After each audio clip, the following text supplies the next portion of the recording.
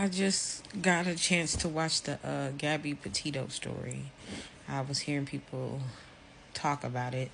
I'm late to the party. I'm always late to the party, but that was very sad. That was extremely sad because, and it was sad for me because it's relatable. Like just watching that boy keep smiling at her and being like passive aggressive, and oh my god, the whole police interaction. Just, I literally said in the one of the last videos that I just made that people will look at a situation and they don't know what they're looking at. You would see, like, the boy has scratches and she was in distress and hysterical, and he's laughing like he's just the kindest person, saying, oh, it's okay, I don't want her to get in trouble. And they're like, she's the aggressor. Because we have this, I don't understand. I oftentimes say men need to be studied. Like, women are constantly studied and policed and corrected and watched, and because we're slaves of society, right? But the men need to be studied, like we need to actually watch them so we understand what their mannerisms mean, because they have a tendency when they are abusive like that to convince people that the men matter too. Like, she put her, like, the fact that they even put him in a hotel room and had her sleep in the van, and he's talking about my wife too, and they was in Moab. Y'all know them sister wives was in Moab. I don't have time for it. I don't have time for it. But yeah, like his smiling and his passive, I can relate. Like, I've always talked to men who have this like cynical, facetious, like assholey vibe, And it's like whenever you say something, their face is always like, but they're smiling, like all of them. And everybody wants to come in and save the boy. You say black girl magic. They say, but what about black boy joy? You say, the women need to be protected, but our boys need to be protected too. Boys are protected. Boys are protected. We live in a world where there's criminals. It doesn't matter your race. It doesn't matter your gender. Like, everyone's affected by things, right? But there's a significant number of women who endure domestic violence and abuse. And I'm not saying that the boys don't go through it, right? But who is even doing it to the boys? The men are, no? I'm not saying that there's no women abusers out here, but I'm just saying, generally speaking, they need to be studied.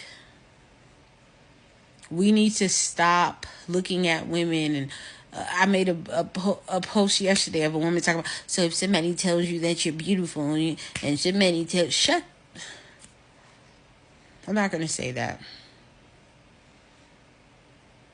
Y'all don't care about women. Y'all don't care. You don't care about women. The sad part is women can see women in distress, and to make men comfortable, you appease the men. I've been guilty of it before. It's what we were trained to do, like always trying to make abusive men comfortable when they're being fucking abusive. We can't say anything. We just supposed to. He's just. I be tired. I come on here and I get so passionate because I be tired of seeing it. Even this last guy that I talked to, I declared and I said, I'm not talking to anybody else.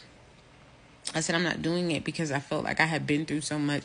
I had finally found peace. I said, I'm not arguing with nobody right now. This is after my baby daddy died. I was talking to somebody. That person, I got them out my life. And then I said, I was free for like a whole year by myself. started a business. I was doing well. I was enjoying my life, enjoying my kids. I was elevating myself. And I forgot for a second, and he came along and he was just so persistent about being a part of my life. And I thought, wow, I'm doing this one differently. This is something I have never done. He's younger than me. He seems harmless, even though I did see red flags. I'm not gonna lie. Like, it takes me, like, I have delayed processing. So, and then with the autism, you're uncomfortable with things, but it doesn't hit you till later. So, kind of the entire relationship, I would see things and I would ponder on it later and be like, I'm just not comfortable with that. And really, we never really committed. Like, I could not commit to him because he was angry, and like, I saw it. You know, when you're around people, you can see that stuff. It doesn't matter how much they say, oh no, it's okay. You can see the underlying anger. I saw the road rage. I saw what he chose to talk about and what he chose to watch. That's an angry man, you know? But because he kept showing me, and every time, like, just every time he would talk, it would look like anger behind his eyes. Then it would be like, oh, it's okay. I'm like, well, people do keep telling me, you know, they do tell women you might be a little too picky. He's a good guy.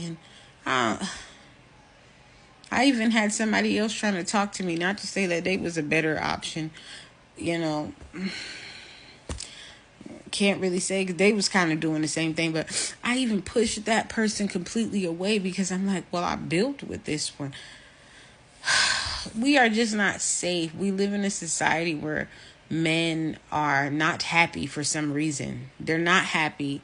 They're violent. They're angry. They're not living in their truth.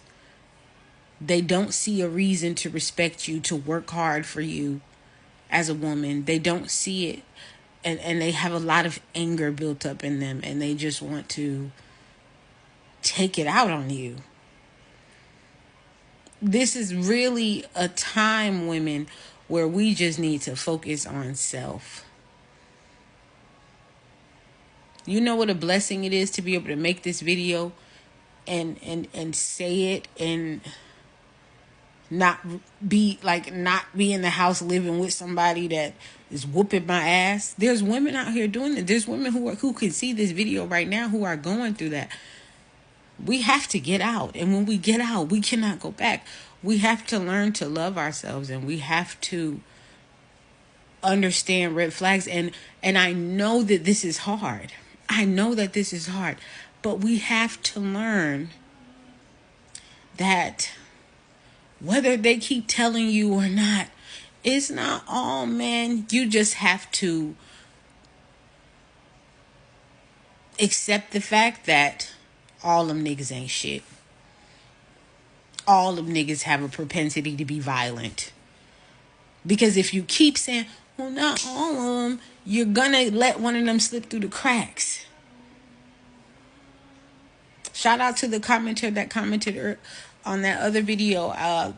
The other part of the comment, I think I only responded to when I made the video, I only responded to part of the comment, but she was saying, you know, when she deals with men now, she's not being as nice, and it's like they don't deserve it. They want the nicer you are, the more they disrespect you.